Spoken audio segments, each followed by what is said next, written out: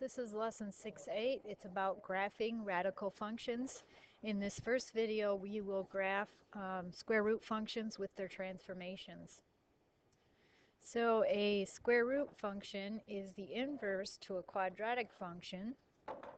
So if the quadratic function looks like this, then its inverse will look like this.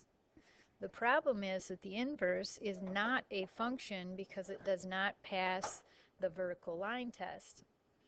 So in order to make the inverse a function, we have to restrict the domain of the original function.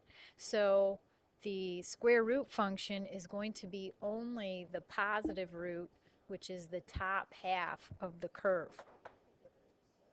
So the parent function is y equals square root of x, and that's going to have a point at the origin. The a value is 1, so we go up 1 over 1, and we draw a curve. It's going to be like this. If we're going to translate that with a plus 2, that means we're going to take this starting point and go up 2. A value is still 1, so it's up 1 over 1. Very similar to the other types of functions that we have graphed. Here we have x plus 4 in parentheses. So this means you take your original function, looks like this, and we're going to go left 4 units. So our starting point will be over here.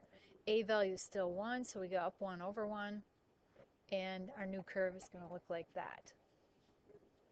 So putting it all together, this one is going to go right 3, up 1, and then we're going to have a reflection because we have a negative 1/2, and we're going to have a compress because 1/2 is less than 1.